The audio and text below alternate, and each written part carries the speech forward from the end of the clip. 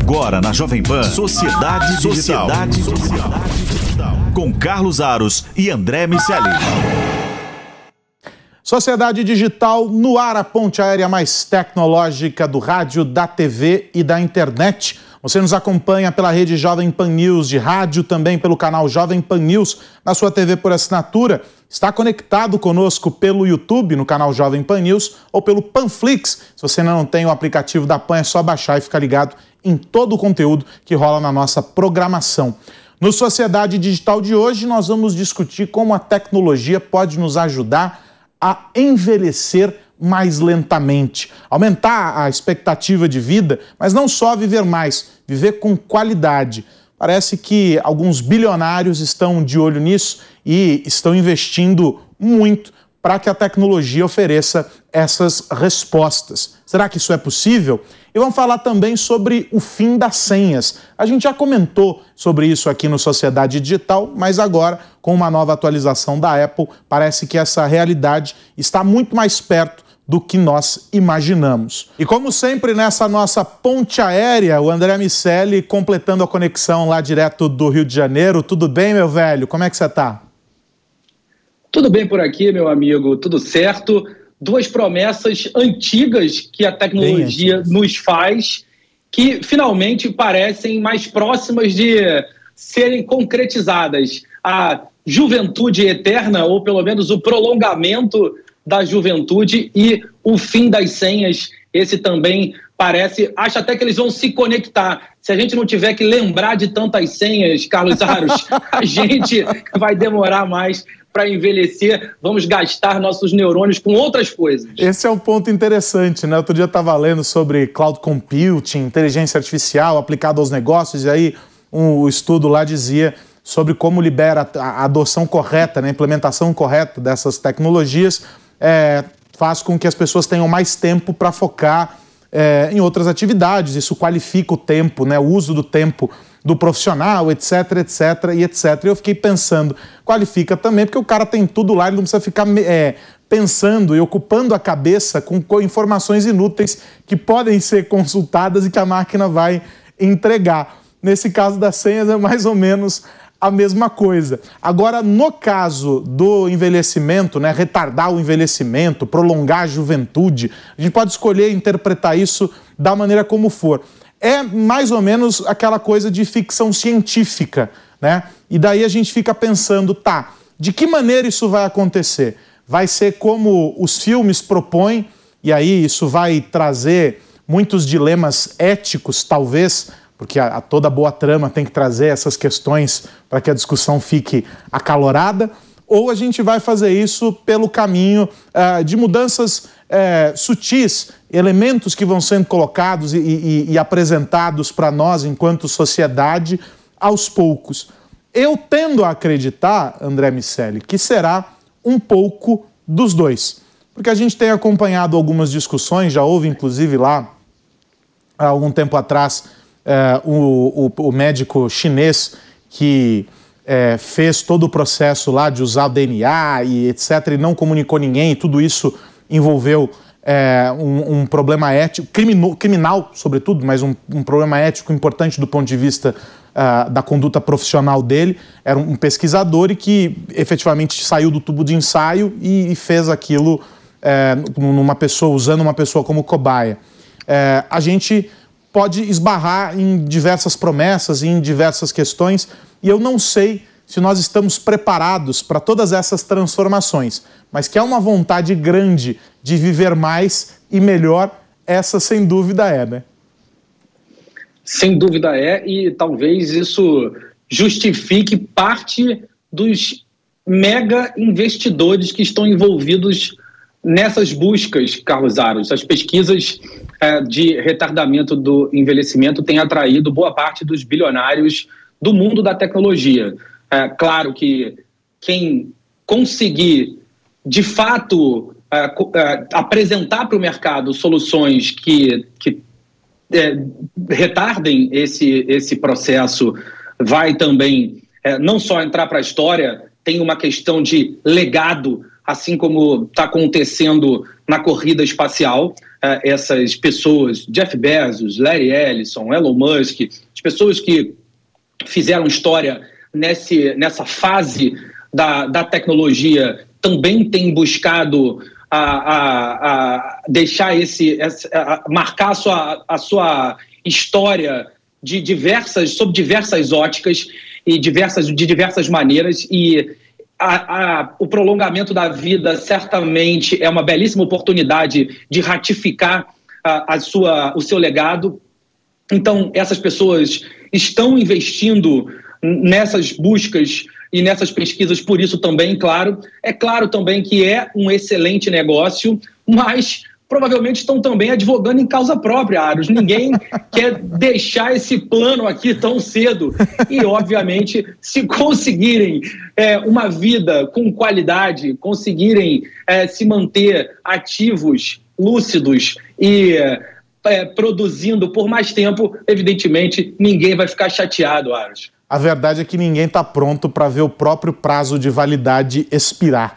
E para falar sobre saúde, sobre biotecnologia, a gente convidou os nossos amigos da Origin Health para nos ajudar a entender esse assunto, porque é óbvio, né, André Miceli, que não são só os bilionários que estão atentos a essa questão, aqueles que podem gastar um pouco menos do que o bilhão, também estão atentos a tudo isso. E aí o Luiz Durão, que é Head de Data Science na Origin Health, está aqui com a gente para nos ajudar a entender como é que esse processo de retardar o envelhecimento, prolongar a juventude, se viabiliza do ponto de vista da tecnologia. Estamos preparados para isso tudo? Antes de mais nada, Luiz, eu preciso perguntar, você já está aplicando alguma dessas pesquisas aí? Já entrou para cobaia nos testes, ou você vai esperar o resultado sair, o resultado final, para poder se aventurar nesse prolongamento da juventude? Olá pessoal, olá a todos. Eu ainda não apliquei nenhuma dessas técnicas, estou aguardando os resultados da pesquisa para decidir se eu vou de fato utilizar ou não. É mais seguro, né? A gente estava comentando, né, sobre a Arábia Saudita, porque um fundo está sendo criado. Os magnatas do petróleo têm investido em várias áreas. É importante isso ficar claro, né? Eles têm investido em várias áreas, muitas delas ligadas à inovação e à ciência, como uma forma de expandir a fortuna e direcionar para objetos, vamos colocar dessa maneira, que tenham uma vida mais longa do que se sabe o combustível fóssil. Eles já estão se preparando para esse futuro. E a saúde é um setor absolutamente demandado, que movimenta muitos bilhões de dólares no mundo todo e que é de interesse de nações, de empresas, todos se interessam por essa discussão. Essa, em particular, sobre o retardar o envelhecimento, interessa aqueles que estão investindo, óbvio, como o André colocou, mas a sociedade de maneira geral. Então, lá há um fundo, uma organização criada com médicos e investidas em várias startups para fomentar a pesquisa e o desenvolvimento com esta finalidade. Mas se a gente sair do objeto Arábia Saudita e desse fundo, e a gente for olhar para o mundo todo, o que a gente tem hoje, Luiz, como algo factível do ponto de vista da ciência, da tecnologia e da medicina, que diz assim, estamos bem encaminhados dessa discussão sobre a nossa vida quase eterna?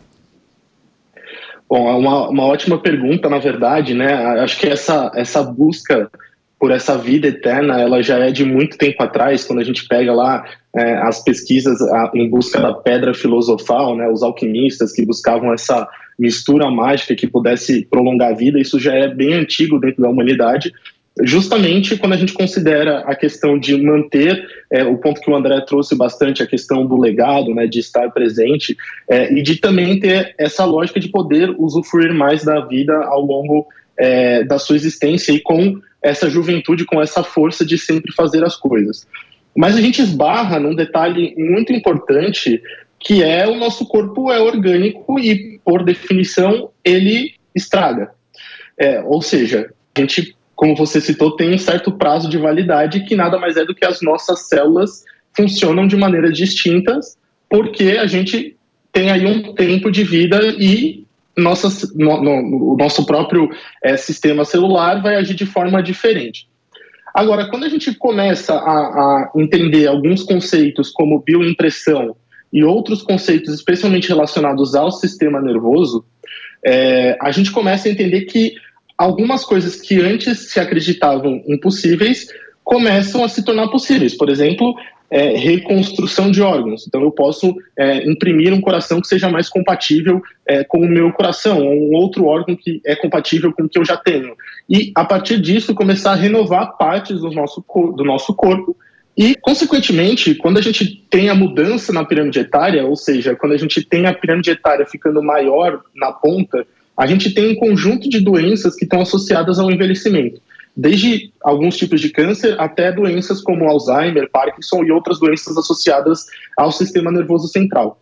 E isso traz um custo, tanto do ponto de vista pessoal, né, as pessoas passam a ter mais problemas, quanto também do impacto na saúde pública, que são extremamente relevantes em alguns países, especialmente quando a gente fala de países europeus que já teve essa inversão na pirâmide, e de outros países. O Brasil provavelmente nos próximos anos também vai enfrentar esse tipo de situação, e a gente precisa se preparar para que essas doenças aconteçam menos. E só vão acontecer menos se a gente consegue identificar os sinais do corpo do envelhecimento e consegue retardar esse envelhecimento. Então a gente está falando aí de alguns bilhões de euros que estão sendo investidos para tentar retardar o aparecimento de Alzheimer, por exemplo, na Europa, para que isso impacte menos os cofres públicos. Então já é uma realidade a gente acreditar que a gente consegue mudar alguns mecanismos do corpo e retardar o envelhecimento. A gente ainda está um pouco longe de atingir a imortalidade, mas a gente consegue pelo menos melhorar a qualidade de vida das pessoas que estão vivendo cada vez mais. Até porque eu acho que viver para sempre deve ser um saco eterno, né? Mas... de todo modo, nenhum de nós pode dizer como é apenas uma suposição. Diga, André. Estava dizendo que estão aí os vampiros que não nos deixam mentir. Exato. Mas quando a gente olha essa questão da vida eterna ou do fim da morte, a discussão associada a esse processo da inversão da pirâmide etária e dos gastos de saúde pública, é inevitável que a gente olhe o envelhecimento sob a perspectiva da doença, a doença associada, ou as doenças, o grupo de doenças associado ao envelhecimento. Quando isso acontece, quando essa perspectiva e esse olhar ele é levantado, inevitavelmente alguns grupos levantam vozes contrárias, falando sobre o fato do envelhecimento não poder ser visto como uma doença, dos aspectos sociais associados ao etarismo, a todas as questões do preconceito associado a isso, quando a sociedade olha o idoso como um ser humano que potencialmente está doente, ou enfim, tem ali um conjunto de valores que são associados a essa questão de envelhecimento e doença. O quanto a gente tem de realidade nesse processo e de especulação, o quanto a gente tem de estudos que comprovam esse processo que associa envelhecimento, doença, o retardamento desse processo, a qualidade que a gente consegue entregar a uma população, o que a gente faz de fato com um país, uma nação que precisa gerir uma população que envelhece, como a gente trata isso sem gerar ou alimentar eventuais preconceitos? Ótima pergunta, André. E a gente tem alguns estudos, tanto do ponto de vista biológico, como também do ponto de vista social e econômico, que tentam entender os impactos do envelhecimento para a sociedade de maneira geral. Agora, é importante a gente diferenciar essas questões do etarismo e essas questões de preconceito do que de fato acontece no envelhecimento. É um fato que o corpo ele perde algumas funcionalidades e as células elas começam a se comportar, o teu próprio metabolismo começa a se comportar de uma maneira diferente do que se comportava quando você era mais jovem. Então você já tem aí, por exemplo, teus vasos sanguíneos com uma força diferente de quando você era mais jovem. Isso faz com que a tua circulação sanguínea seja diferente. Você tem um processo aí de degeneração dos teus neurônios, que faz com que toda tua linha de raciocínio, teu desenvolvimento cognitivo, ele seja diferente do que de uma pessoa jovem, que tem os neurônios à flor da pele. Então, quer dizer, os problemas com o envelhecimento são reais. Agora, quando a gente coloca do ponto de vista de etarismo, a gente está falando que existem algumas pessoas que enxergam esses problemas do envelhecimento de maneira preconceituosa e acabam determinando que isso seja uma doença. Quando de fato não é uma doença, o que acontece é que o teu corpo passa por um processo natural de desgaste. É quase como se você tivesse um carro, e esse carro, quanto mais você usa, mais ele vai desgastando. Então, quando a gente fala dessas tecnologias que buscam aumentar a juventude, na verdade a gente está falando de tecnologias que buscam fazer com que o nosso corpo se comporte de maneira mais jovem, ou seja, da maneira como ele se comportava no passado. Então a gente está falando aí de tecnologias como, por exemplo, a bioimpressão, que tenta substituir as tuas células. Então, se a gente, para o futuro, está caminhando por um mundo onde a gente possa fazer uma impressão de órgãos, daí eu simplesmente substituiria um órgão desgastado, mas também a gente está falando de tecnologias que, por exemplo, auxiliariam as pessoas a preverem o Alzheimer e atuarem preventivamente. Isso faz com que você consiga criar mecanismos dentro do teu próprio cérebro que fazem com que o Alzheimer ou com que o teu acesso à tua memória seja diferente. Outro ponto, por exemplo, é quando a gente fala de neuromodulação associada a doenças como Parkinson ou doenças como lesões medulares, e daí a gente consegue, a partir de estímulos externos e de uso de inteligência artificial e outras tecnologias, determinar e criar outros fluxos cerebrais, e o nosso corpo ele aprende a seguir esses fluxos novos. Então a gente, de certa forma, a gente engana as nossas células cansadas e mais idosas e faz com que novos caminhos sejam descobertos. Então, na verdade, é muito importante dentro dessa discussão a gente separar essa questão de o corpo envelhece, isso é um fato, mas isso não necessariamente é uma doença, porque a doença ela está associada talvez à forma como a sociedade enxerga uma diminuição no seu vigor como algo problemático. Agora, é interessante o ponto que você trouxe sobre o Alzheimer, o exemplo, né, das pesquisas envolvendo o Alzheimer, porque isso mostra que o direcionamento que a gente precisa dar, ou que nós deveríamos priorizar para essa discussão, é o de entender de que maneira a gente consegue, ou de que maneiras a gente consegue diminuir o impacto sobre as vidas das pessoas relacionado às doenças que acometem prioritariamente aquelas com mais idade. Então, não necessariamente a gente está falando sobre um anti-envelhecimento, mas a gente está dizendo que, na medida em que essas doenças que se tornam um fator para redução ou para diminuição da expectativa de vida são eliminadas, são combatidas, ou se tem um tratamento, ou você consegue, por meio de manipulação genética, eventualmente, não desenvolvê-las lá na frente, a gente consegue aumentar a qualidade e, por consequência, também a perspectiva de vida. Se isso vai significar 1, 2, 5 anos na média, a gente só vai conseguir saber lá na frente.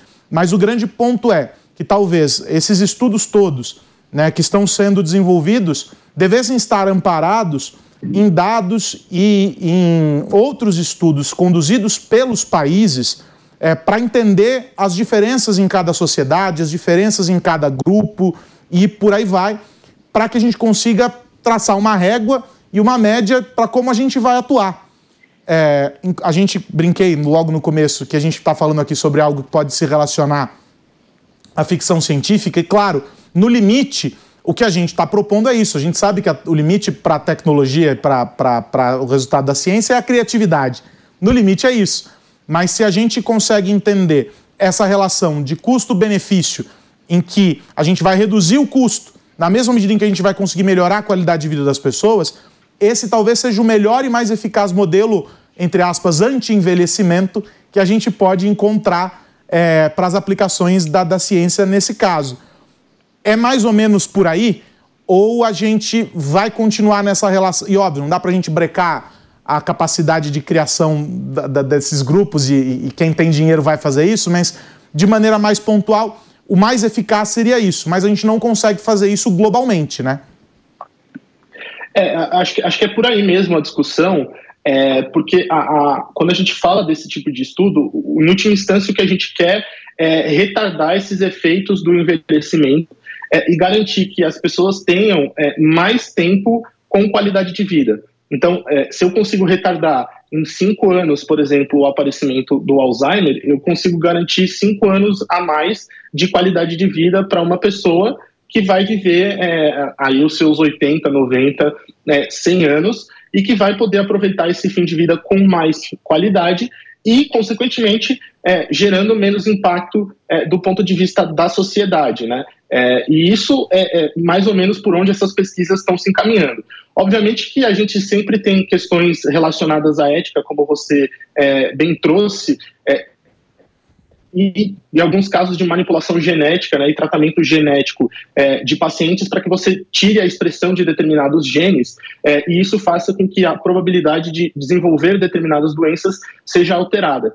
Mas ainda esse tipo de pesquisa é ainda um pouco incipiente em humanos e, na verdade, até antiético ainda testar em humanos, porque a gente não tem uma total consciência de como os genes vão impactar diretamente na vida e na sobrevida das pessoas. Então, por exemplo, no caso que você citou das crianças chinesas, o cientista que fez isso, ele tirou a expressão de um determinado gene que é responsável por esconder as células retrovirais.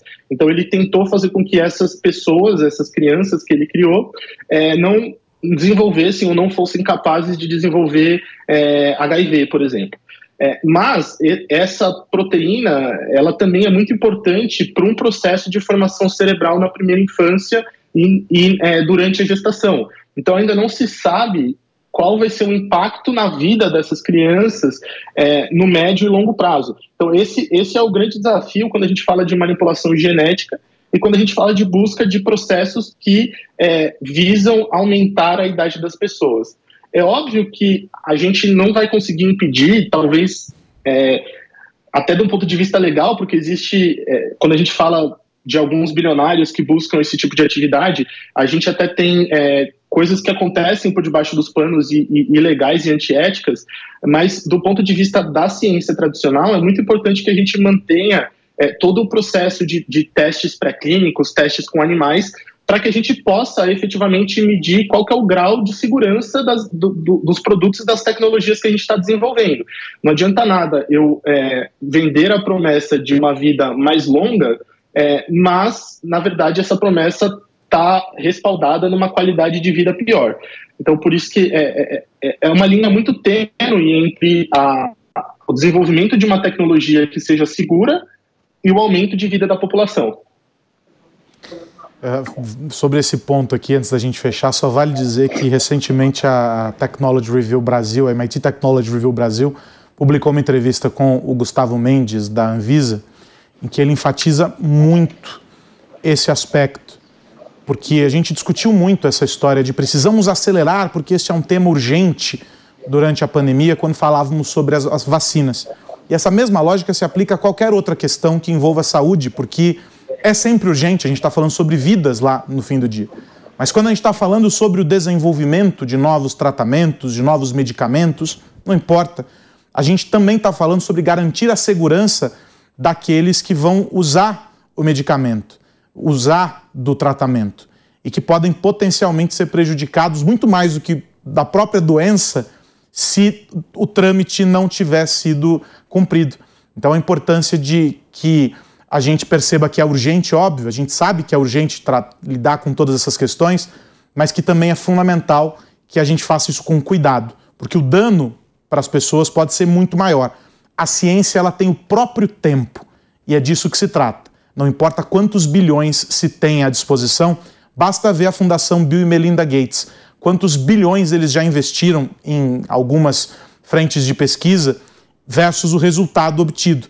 Alguns vão dizer que o resultado é muito pequeno em uma escala que se pode escolher adotar, mas o resultado é o maior que se pôde ter dentro daquilo que se podia fazer, respeitando as regras do jogo e entendendo que estamos lidando com vidas. E isso é o mais importante. Então faço a recomendação para que acessem a Technology Review e procurem essa entrevista. Está disponível na edição brasileira aqui da Technology Review, porque ela nos ajuda a entender como é que isso funciona do outro lado. Aqui a gente está falando no campo teórico, e lá ele é muito prático ao explicar esse rito e a importância disso tudo. Quero agradecer também o Luiz Durão, Head de Data Science na Orange Health, que esteve com a gente aqui para falar sobre as perspectivas para a juventude longeva ou para a velhice breve. E a gente volta a se falar, Luiz, em breve. Um grande abraço. Obrigado. Abraço. Muito obrigado, pessoal. Tchau, tchau.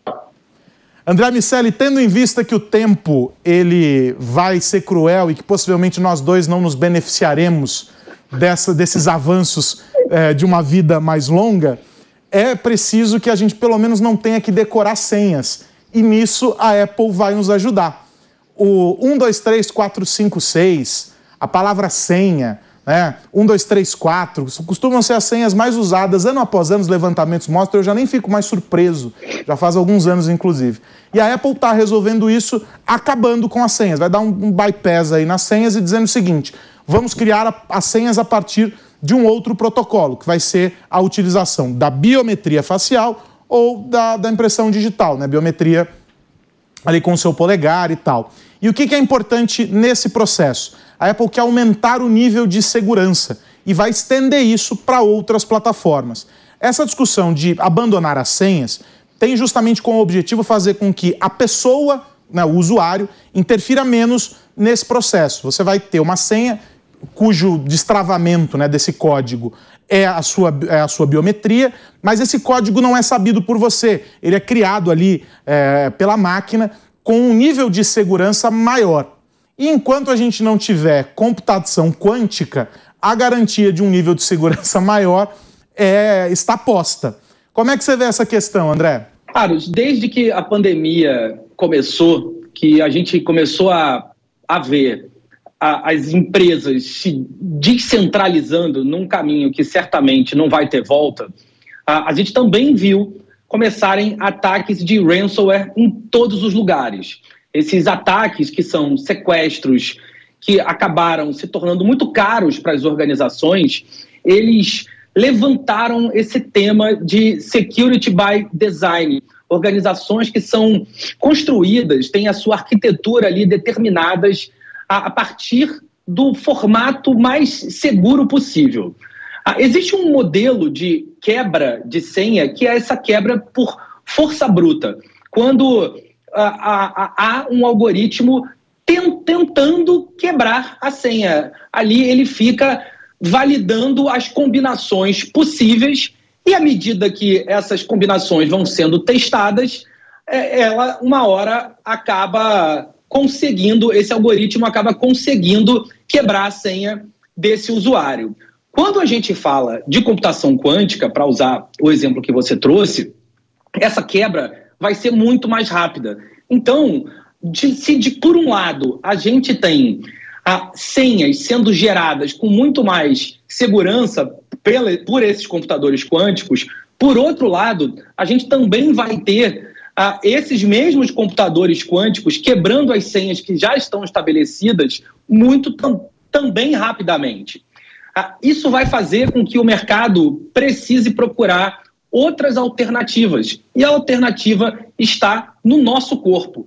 Há, sem dúvida nenhuma, um consenso de que as senhas vão acabar. Isso é uma boa notícia. Existe um grupo chamado FIDO, Fast Identity Online, que tem ali discutido as possibilidades de identificação online das pessoas, dos grupos em geral.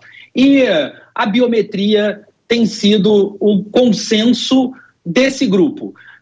Essa biometria blind, vamos dizer assim, aquela que o computador determina sem a nossa própria consciência do que está sendo utilizado, é uma possibilidade. A Apple tem levantado esse tema na sua última conferência de desenvolvedores, formalizou que as senhas vão acabar e muito provavelmente ela vai capitanear um movimento que é irreversível. As outras empresas vão precisar seguir esse caminho que ela levantou. Essa promessa vem acontecendo há muito tempo, Microsoft está nesse movimento também há algum tempo, e a gente vai começar a ver diversas empresas chegando nesse mesmo movimento. Os bancos têm caminhado nessa direção, a gente já vê isso acontecendo nos caixas eletrônicos, e a gente vai agora, Aros, ver acontecendo em todos os momentos da nossa interação com as máquinas. Não tem mais como ser diferente. A gente tem visto isso acontecendo nos celulares, muita gente sendo assaltada enquanto usa o celular, para que haja esse movimento de esquecer a senha, e aí o ladrão, o criminoso, manda essa senha nova para o próprio device, e a partir daí rouba todo o celular e tudo que tem dentro daquele device da vítima. Com essa autenticação via leitura biométrica, isso não vai ser mais possível, porque toda operação vai ser autenticada. Então, é sem dúvida nenhuma um caminho muito mais seguro, e tanto para as organizações quanto para as pessoas. A autenticação biométrica, ela vai decretar o fim das senhas e vai criar uma interação tecnológica muito mais segura para as organizações e para as pessoas, sem nenhuma dúvida. E aí o ponto importante dessa história é que a Apple dá início a essa nova fase, vai ser um aprendizado, evidentemente, para um grupo menor, porque estará disponível a partir da versão 16 do iOS e do macOS Ventura, então são as novas versões do sistema operacional que não estão disponíveis para toda a base instalada da Apple. Significa que é um grupo menor, eu não vou ter de cabeça aqui, mas de um determinado modelo de aparelho para frente, em geral 4 anos para cá, tá? E aí a gente tem, então, essa mudança. E que mudança será essa? Em vez de você abrir logins em determinadas páginas usando as senhas que você cadastrou para esses serviços, você vai passar a utilizar um passkey, que é essa nova senha que vai ser gerada automaticamente pelo sistema da Apple, que utiliza a biometria facial, teu rosto, ou o seu dedão, o seu polegar, né, a sua digital, para habilitar esse acesso. E aí, paulatinamente, a gente vai ver uma mudança também das plataformas, dos serviços, para se adequarem a isso, ou seja, para conversar. Em vez de você ter que criar automaticamente a senha, ela já vai criar pelo próprio serviço da Apple, como hoje já acontece com aquela opção de senha forte. Quando você faz um cadastro, a Apple faz a sugestão. O que vai acontecer é que ela não vai mais dar esse código para você, porque o único código que te interessa é manter o seu rosto e sua digital ali cadastrados na plataforma deles. O que será motivo para conversa em outro programa, porque o tempo está esgotando, que é também uma preocupação, uma vez que nós já podemos replicar o rosto e podemos também, evidentemente, replicar as digitais. Mas a gente fala sobre isso numa próxima conversa aqui no Sociedade Digital. André Miceli, a gente volta na semana que vem, meu amigo. A gente volta na semana que vem. Sempre tem, né, Aros, os crimes e as soluções que a tecnologia vai provendo. É igual a gente discute com as questões legais, mas é importante que isso gere pautas para a sociedade digital. Um abraço para você, meu amigo, e para todo mundo que nos ouve e vê. É isso, Sociedade Digital volta na semana que vem. Eu faço lembrete, se você perdeu, chegou no meio aqui dessa nossa conversa, não tem problema. É só acessar o Panflix e procurar a íntegra deste bate-papo. Falamos sobre o envelhecimento e como a ciência está nos ajudando a retardar esse processo e também agora sobre o fim das senhas. Sociedade Digital volta na semana que vem, sempre discutindo o impacto da tecnologia nas nossas vidas. Um grande abraço. Tchau, tchau. Realização Jovem Pan News.